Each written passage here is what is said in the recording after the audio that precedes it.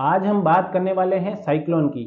Monsoon का time है और भला कोई तूफान न आए, ये कैसे हो सकता है। बिपरजॉय एक ऐसा तूफान है जो इन दिनों बहुत बड़ी तबाही मचा रहा है।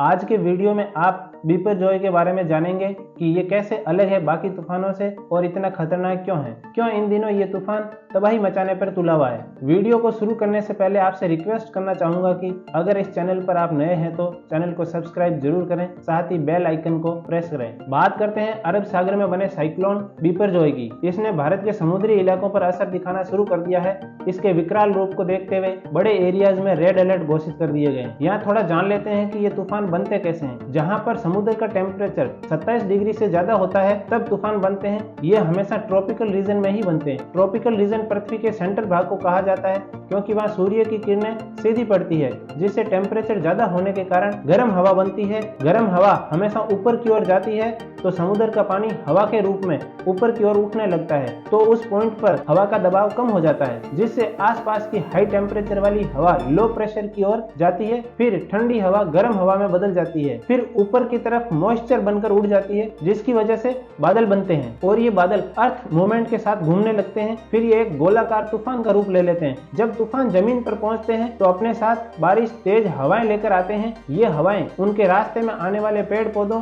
कई बार तो घरों को भी तबाह कर देते हैं। IMF की एक रिपोर्ट के अकॉर्डिंग बढ़ते हुए ग्लोबल वार्मिंग के खतरे के कारण आजकल हर साल मानसून के दौरान इस तरह के तूफानों का निर्माण होता जा रहा है, जो आने वाले समय में और भी खतरनाक रूप ले सकते हैं।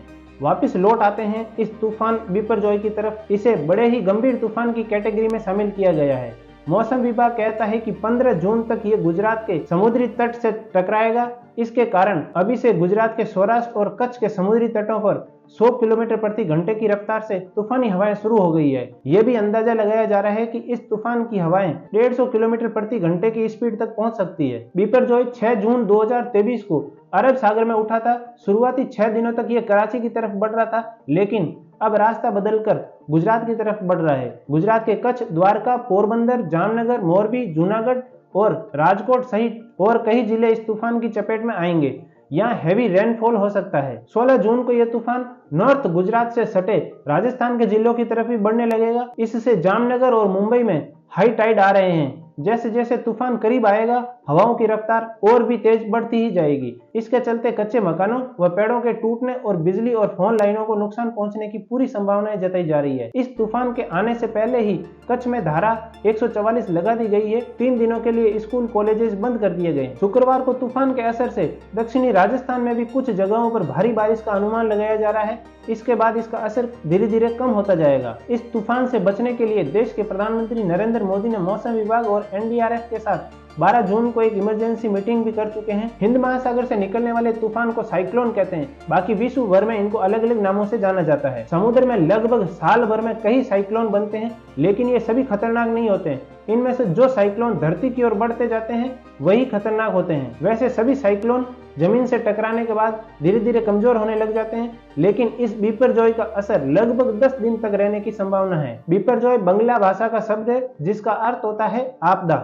इस खतरनाक होते तूफान को बिपरजॉय नाम इस बार बांग्लादेश द्वारा दिया गया है। इंडियन मेट्रोलॉजी डिपार्टमेंट हिंद महासागर, बंगाल की खाड़ी और अरब सागर में आने वाले साइक्लोन के नाम रखने और इस इलाके के 13 देशों को अलर्ट करने का काम करता है। साइक्लोन के नाम इसीलिए रखे जाते हैं ताकि उनकी पहचान करना आसान हो। हर साल साइक्लोन के नाम अल्फाबेटिक क्रम में यानी A to Z तक तय होते हैं। एक नाम का दोबारा इस्तेमाल कम से कम 6 साल बाद ही हो सकता है। हर साइक्लोन का नाम नहीं रखा जाता, केवल 65 किलोमीटर प्रति घंटा की रफ्तार से ज्यादा की स्पीड से बढ़ने वाले साइक्लोन का नाम रखना जरूरी होता है। अब तक भारत में सबसे तेज साइक्लोन 1970 में आया था, जिसका नाम भोला साइक्लोन था। ये भारत ही नहीं दुनिया का सबसे खतरनाक साइक्लोन था। इसने भारत के पश्चिम बंगाल, बांग्लादेश में भारी तबाही मचाई थी, जिसमें लगभग 3.5 लाख लोगों की जान चली गई थी। जब ऐसे तूफान आते हैं तो मौसम विभाग अलग अलग एरियाज में खतरे के हिसाब से उन्हें एक अलर्ट जारी करने के लिए कलर कोडिंग का इस्तेमाल करते हैं।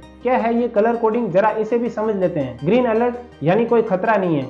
येलो अलर्ट यानी अलर्ट रहने की जरूरत है, खतरा कभी भी आ सकता है। ऑरेंज अलर्ट यानी खतरा तो है पर इधर उधर जाने में सावधानी रखने की जरूरत होगी। रेड अलर्ट यानी ये सबसे खतरनाक है, इसमें भारी नुकसान की संभावना होती है। यहाँ आपको एक्शन लेने की जरूरत पड़ती है।